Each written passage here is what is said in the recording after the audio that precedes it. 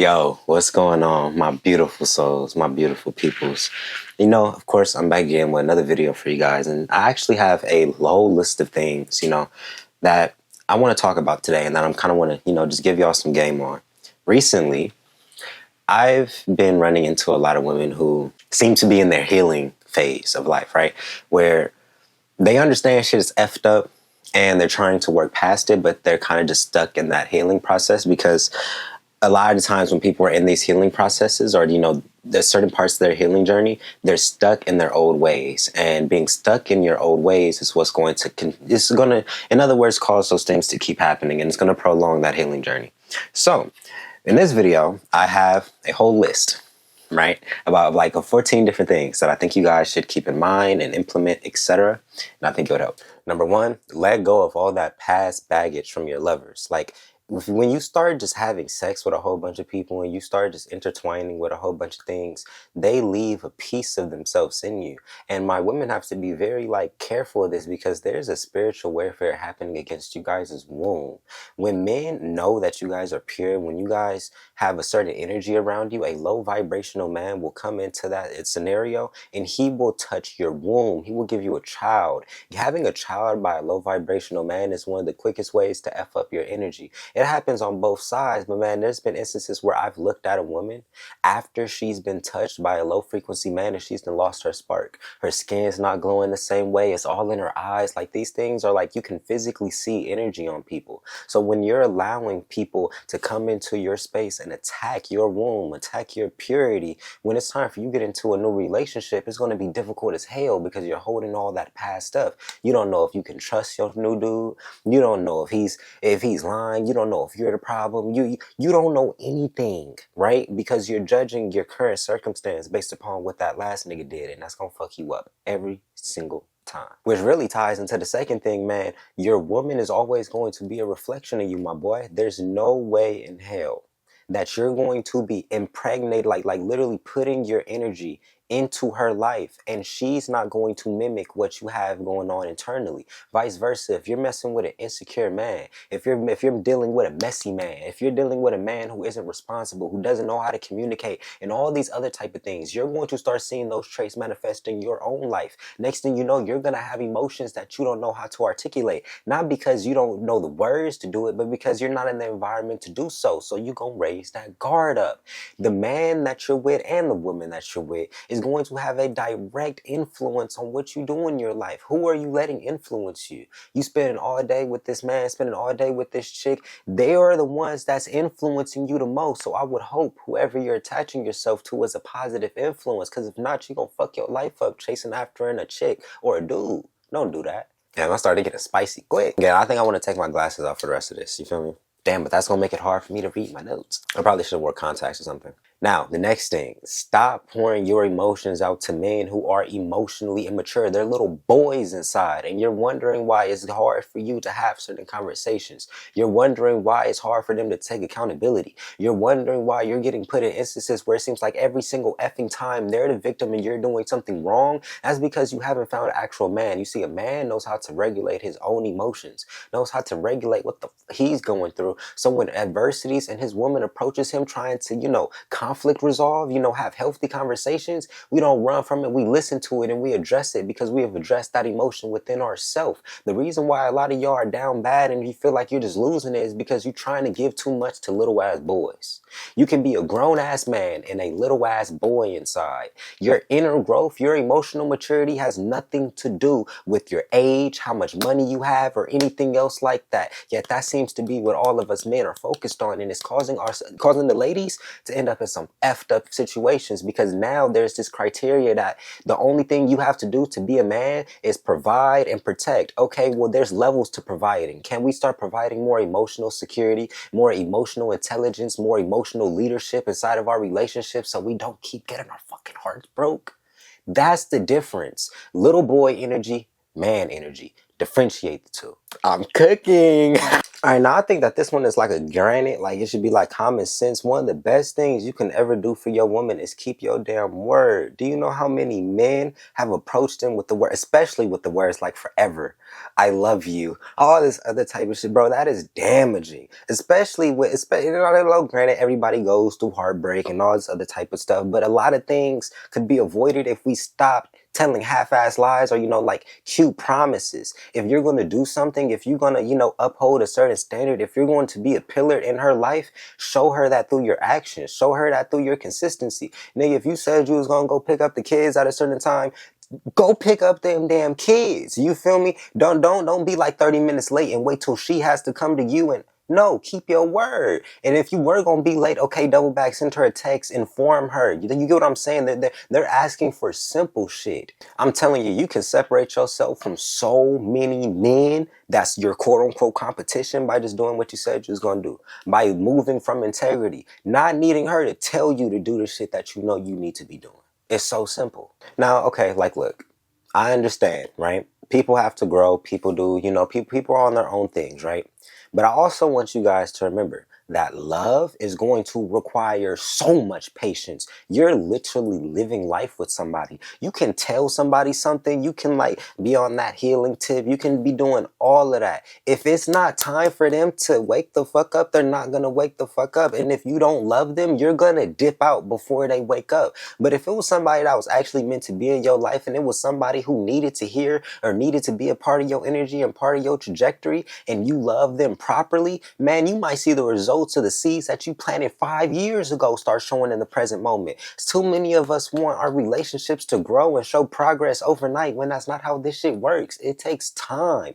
It takes, the people going to sleep, with the emotion really going to sleep effed up and then having a dream out of nowhere on a random Tuesday, and then that's what you get what I'm saying? You can't rush certain things. Love is going to require you to learn how to be extra patient, because that impatient shit is going to have you step out the relationship right before it got good. I mean, right before it got good.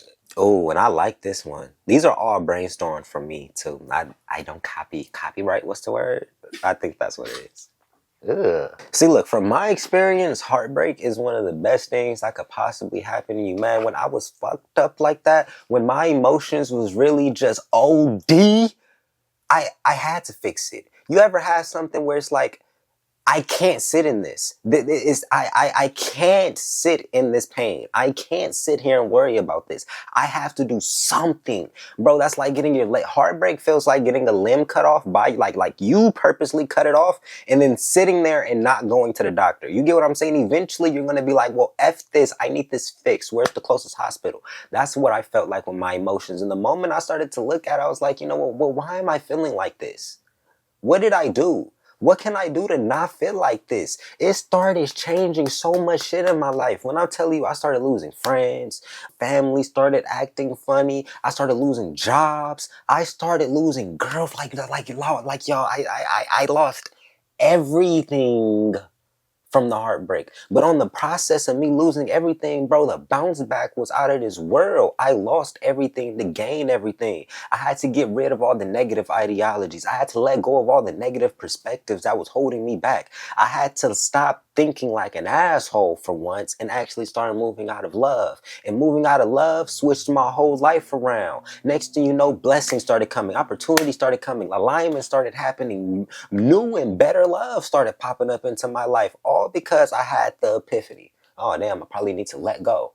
Maybe this wasn't, sent to, destroy me. Maybe this was sent to actually help me get to this next part of my life. Oh, okay. Well, instead of me trying to play the victim, I'm about to use this as fuel. This is energy. And I want you ladies to be real. That man you're stressing over can be replaced. Be for real. When you walk outside, there's hundreds of millions of billions of dudes out here. And you are a fool to think that a nigga is that unique. He can't be replaced. I'm sorry. They gonna hate me. Y'all, look, people gonna hate me. No, I'm special. I'm one of a kind. Yai. Go to somewhere else on the planet.